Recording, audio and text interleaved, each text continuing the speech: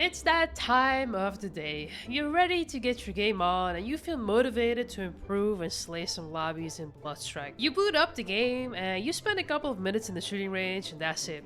You're ready to go and you queue up for a ranked game. And what happens next is horrible. You get stomped all game long, your shots are just not connecting and you barely win any 1v1s. And you are thinking to yourself, well shit, I hate playing against sweats. Or maybe you're thinking, what the F is wrong with my aim today? Does that sound relatable? Well, we've all been there at some point, and in today's video, I'll be sharing 5 tips that will help you be more consistent and hopefully massively improve your aim. But for good aim, we also need good gear.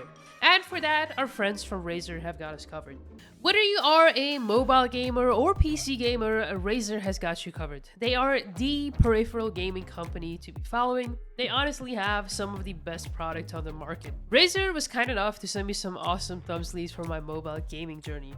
These sleeves were woven with high sensitivity silver fiber and they really enhance your aim and control while still being very breathable, so you don't get sweaty fingers even if you are a sweaty gamer. They also sent me their latest mouse, the Viper V3 Pro. This mouse is legit one of the best lightweight wireless mouse that is on the market.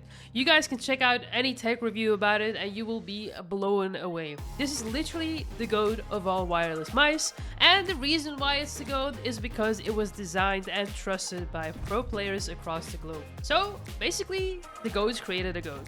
Yep, that's right. So, the Viper V3 Pro has a very smooth coating, up to 95 hours of battery life, and it's equipped with Razer's amazing hyperpolling tech and Razer's Gen 3 optical switches, and much more. Check it out in the links in the description down below, but for now, let's continue with the video. Alright, now that we have good gear, let's start off with some of the basics. I say basics because this is actually the most important part of aim and gameplay in general, finding the right sensitivity.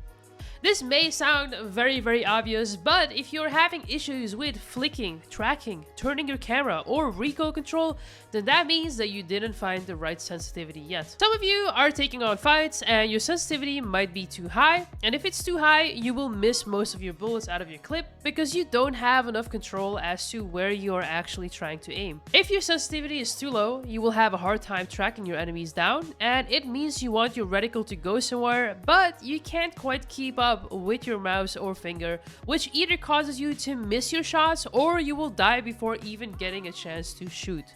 So, how can you find the perfect sensitivity that fits you in Bloodstrike? First, let's talk about the different options of sensitivity you have in Bloodstrike so you can understand what you're actually adjusting. First up, we have the camera settings. Now, the camera settings is basically the hip fire and the way you move the camera around. So, no ADS steering is basically the sensitivity when you are in melee form, and then it goes up from 1x scope / no scope all the way up to 8x scopes.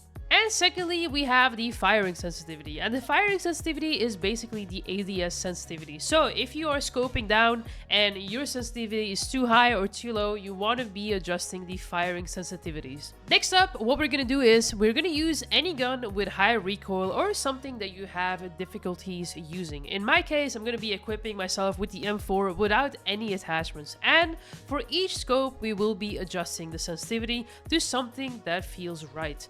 Just make sure to adjust the firing sensitivity for ADS purposes, and also make sure that it feels not too fast and not too slow. The part of finding the right sensitivity is probably the hardest part when you start playing any shooter game. Just make sure that no matter what, the way you move your reticle feels very smooth while aiming down sight and hip firing, and also that you can turn your camera fast enough in case someone drops behind you. And no guys, I will not be sharing my sensitivity in this video. You guys gotta do some homework. On to the next tip, improving your aim by habits and muscle memory. So what do I mean by habits? Well, there are certain things that you can do to make your aim more consistent, and it will help you perform better across the board. Bloodstrike is a game that you need to play in order to get good, but it goes much further than that. In order to master different weapons and understand how they work, you need to build that knowledge so that you basically don't even think about it anymore, but what you're actually doing should become a reflex. This is called muscle memory. Building up muscle memory is super important in FPS games because it will allow you to do exactly what you want at an insane fast rate. But how do we build muscle memory? Well, it's pretty simple. You play a lot and you practice a lot. You can do so by playing Battle Royale, but another really good technique for Bloodstrike is Hot Zone. In Hot Zone, you can really practice the quick scopes that you've always wanted to do, and you can really practice flicking and tracking, and if you die, no problem, because you will come back very fast. Another way to really improve different aspects of your aim are aim trainers. So you have to find out what it is you are really bad at and then train on it. Ask yourself, are you having issues with tracking, flicking, sniping, reflex time? Anything can be trained in aim trainers, and they are available both on PC but also on mobile. Personally, I don't feel like I need aim trainers on PC anymore because I have reached an advanced level of aim where it is hard to really improve. But for my mobile gaming journey, I will definitely be using an aim trainer to get comfortable and build in muscle memory and habits. On to the next topic, we are going to talk a little bit about recoil control and gaming scenarios. So the idea of recoil control is very simple. You need to identify the recoil pattern, and then you have to counter it with your mouse or finger movement. It's simple, right? Let's have a look at how that works exactly. So first things first, we need to know what the recoil pattern of the M4 is. So what we're gonna do is we're gonna fire our gun and we're gonna just let it fire away without controlling it at all.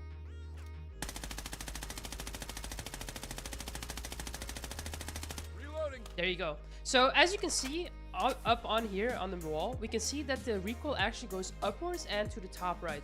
So what we need to do is we need to counter that recoil pattern so that our bullets go exactly where we want them to go. So we are going to move our mouse, or for mobile players, your thumb. We are going to move our thumb downwards and slightly to the left. And in that way, we are going to be able to actually control where the bullets go. So this is me trying the M4, but actually controlling the recoil.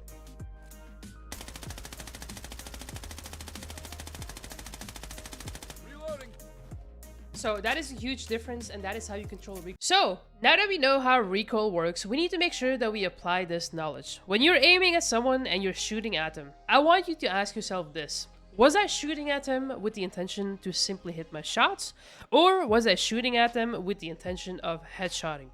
Paying attention to how you aim and shoot before you even do it will literally increase your chances of taking enemies down very fast. When you first start paying attention to this, you will actually miss more shots than you hit, but over time and with practice, you will start looking at enemies and automatically go for headshots, and this, my friends, is gonna be a huge difference between a 10 kill win or a fat 20 bomb win. Finally, there are two techniques to control recoil even more. The first one is to use horizontal movement to counter any horizontal recoil that we have.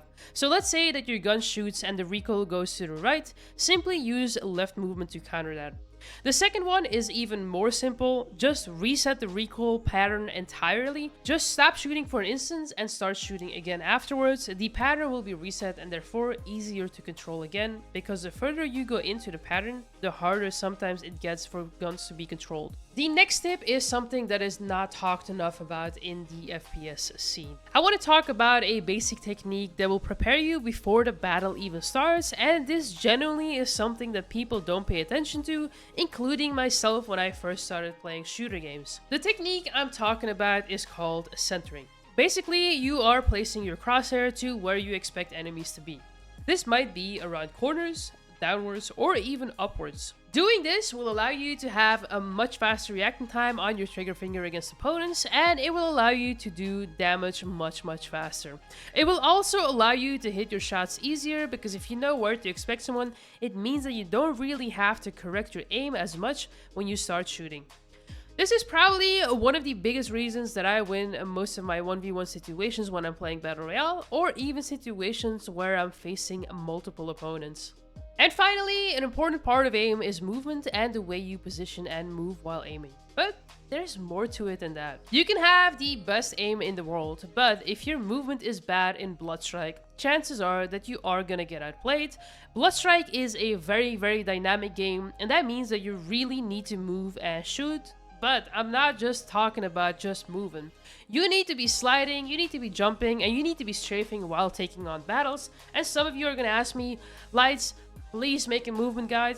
Okay, maybe I'll consider doing that in the future. But for now, let's keep it simple. By moving in certain ways and directions, it will allow you to recenter your reticle and also correct your aim. This is especially the case on mobile, where turning your camera is not always easy. So instead of turning your camera, use movement to your advantage.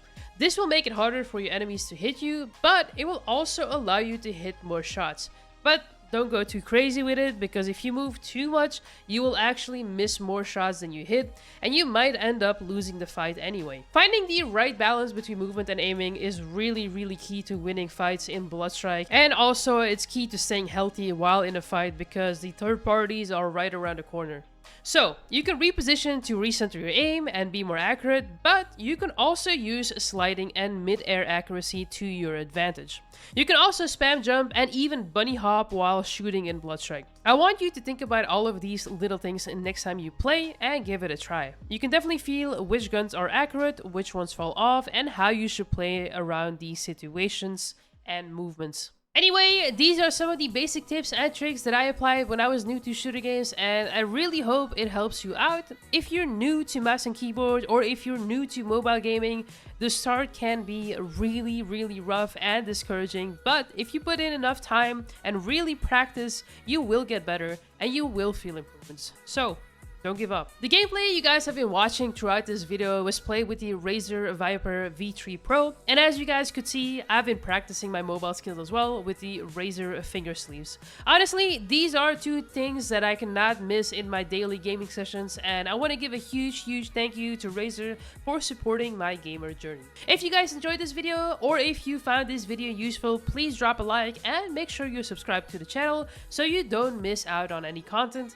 Thank you guys for watching, and I'll see you guys very soon. Much love!